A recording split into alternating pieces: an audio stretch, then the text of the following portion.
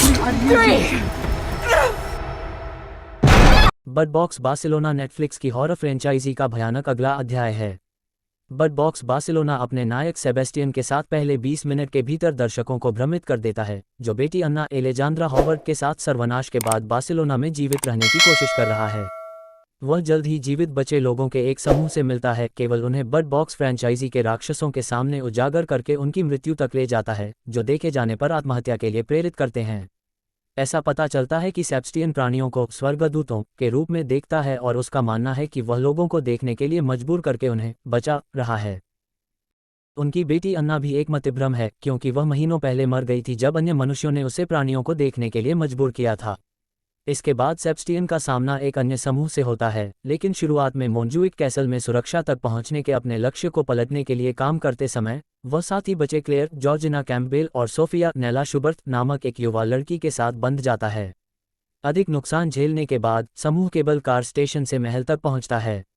Sebastian ने clear और Sophia का समय खरीदने के लिए खुद को बलिदान कर दिया और दोनों महल की सुरक्षा में पहुंच गए, जहां सोफिया भी अपनी मां से मिल गई।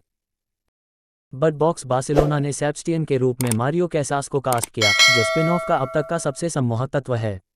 उद्घाटन उसे एक सहानुभूतिपूर्ण नायक के रूप में स्थापित करने का एक उत्कृष्ट काम करता है, जो जीवित बचे लोगों के साथ उसके विश्वासघात को और अधिक विनाशकारी बनाता है।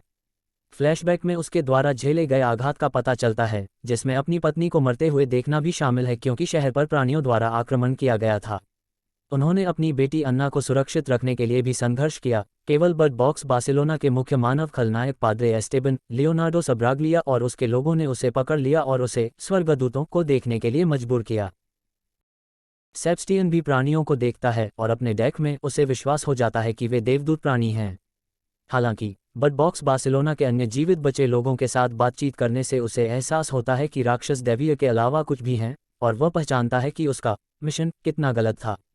बर्ड बॉक्स बार्सिलोना के अंत में उसे ये भी एहसास होता है कि पाद्रे एस्टेबन और उसकी भीड़ आना बंद नहीं करेगी, इसलिए वह केबल कार स्टेशन के प्रवेश द्वार पर रुक जाता है ताकि अन्ना और क्लेयर को पार करने के लिए पर्याप्त समय मिल सके। पाद्रे एस्टेबन अपने मिशन पर इतना दृढ़ है कि वह सेबेस्टियन से लड़ने के लिए एक जलती हुई कार के ऊपर से चलता है। अंततः दोनों एक दूसरे को सरिये के टुकड़े से मार देते हैं। सेबेस्टियन कम से कम इतने लंबे समय तक जीवित रहता है कि वह देख सके कि क्लेयर और सोफिया केबल कार में चढ़ गईं, और मरने से पहले उसे आखिरी बार अपनी बेटी के उसे गले लगाते हुए देखने का मौका मिला। बर्ड बॉक्स बार्सिलोना का अंत हालांकि क्लेयर और सोफिया को उनकी जीत के लिए काम करने पर मजबूर करता है। जब वे स्टेशन के शीर्ष पर पहुंचते हैं तो क्लेयर के पास अपनी आंखों से पट्टी हटाने के अलावा कोई विकल्प नहीं होता है ताकि वह मशीनरी चला सके। स्वाभाविक रूप से एक राक्षस जल्द ही मामले को जटिल बनाने के लिए आता है और वह अपने दिवंगत भाई की आवाज़ की नकल करके उसे देखने की कोशिश करता है। इसके बाद क्लेयर को अपनी आंखें बंद करनी पड़ती हैं और केबल कार के दरवाजों के खुलने और बंद होने के समय को सुनना पड़ता है ताकि वह और सोफिया चलती कार की सुरक्षा के लिए टूटे हुए प्लेटफॉर्म पर कूद सकें। क्लेयर की टाइमिंग जब वह अंततः छलांग लगाती है एकदम सही होती है और उसकी और सोफिया की मुलाकात दूसरी तरफ सैन्य कर्मियों से होती है। महल में कई अन्य जीवित बचे लोग भी हैं जो भोजन और पौधे उगाने में मदद कर रहे हैं, जबकि सोफिया अपनी लापता मृत मानी गई मां से फिर मिल गई है। यह मानते हुए कि कोई भी गलती से कुछ प्राणियों को महल में नहीं जाने देता और उनकी आपूर्ति रुक जाती है, क्लेयर और सोफिया को निकट भविष्य के लिए सुरक्षित रहना चाहिए। मूल बर्ड बॉक्स के प्रशंसकों को याद होगा कि टॉम हॉलैंडर के गैरी जैसे मानवीय पात्र थे जिनका दिमाग प्राणियों को देखने के बाद भ्रष्ट हो गया था। आत्महत्या से मरने के अंदर उन्होंने अन्य लोगों की तलाश की और उन पर हमला किया, जिससे उन्हें राक्षसों की ओर देखने के लिए मजबूर होना पड़ा। सेबेस्टियन के साथ बर्ड बॉक्स बार्सिलोना की कहानी अधिक विस्तार से बताती है कि इन लोगों को राक्षसों की सहायता करने के लिए क्या प्रेरित कर रहा है। सेबेस्टियन के दिमाग में वह उन्हें दिव्य के रूप में देखता है और लोगों को उनके सामने उजागर करके वह उनकी आत्माओं को बचा रहा है।